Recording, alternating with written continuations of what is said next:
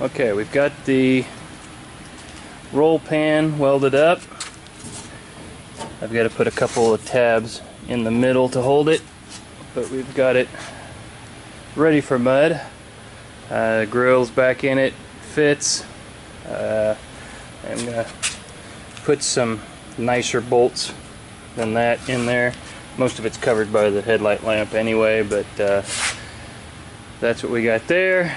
I have taken the seats out and some of the interior because he does not want that antenna in it. So I took the antenna out, weld the hole back up, and put it back on the fender in the factory spot. If all the welding and fabrication work is done, got the roll pan finished. It's nice and solid. Grill is fitted back in the truck. All the gaps are good. Welded up the exhaust holes so we can cut new ones. Tailgate's done.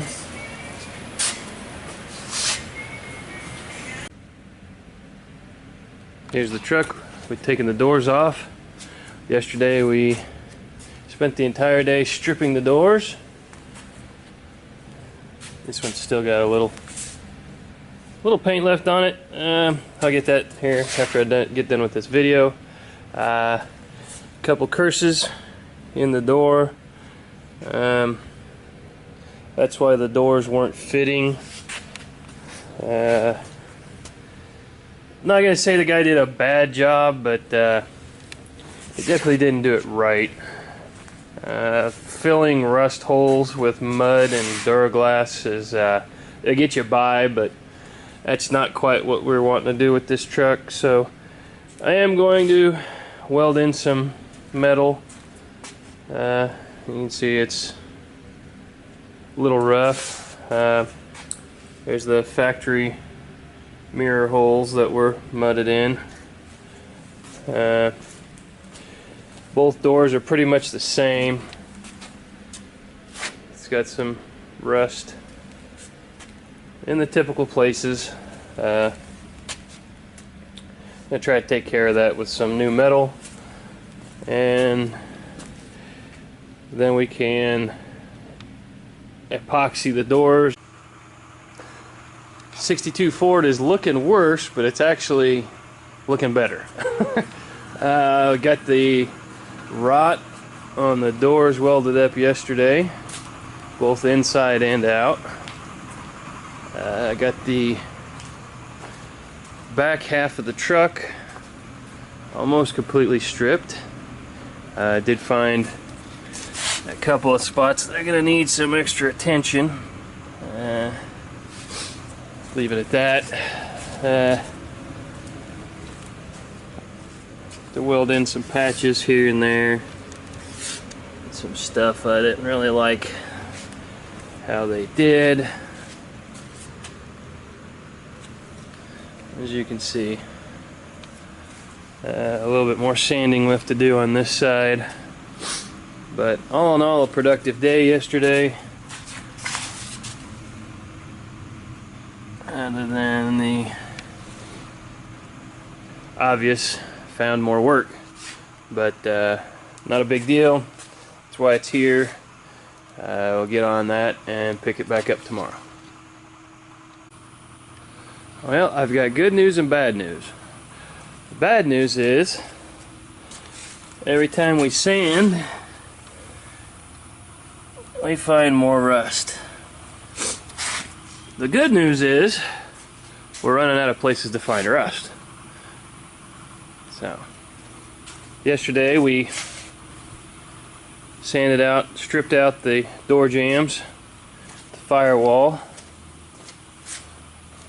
welded up the majority of the rust that we had found on Wednesday.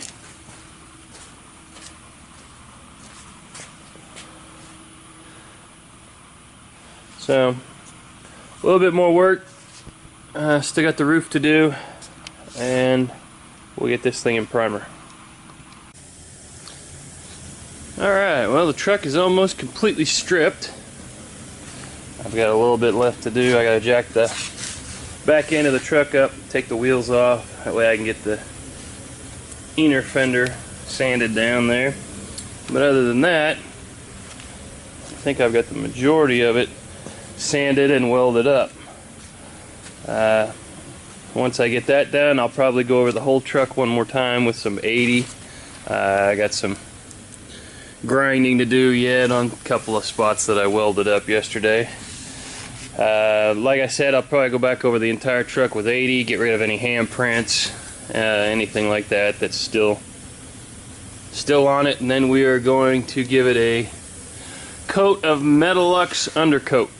It's a 2-part epoxy undercoating system that is supposed to seal the metal, help keep it from rusting, stuff like that, and give it a good base for the Duraglass and Bondo that we're going to have to massage the truck with.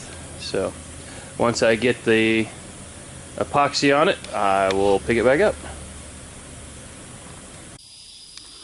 Alright, as you can see, we've got the undercoat primer on all the bare metal and the fiberglass, and I've started putting the truck back together so I can mud it.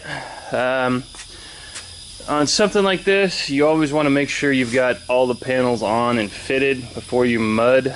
That way there, you know, a lot of times people will take a panel off, mud it, and then put it back on the truck and then wonder why it doesn't fit. You have to have everything together so that the mud is consistent on all the panels. Like you can see the gap right here.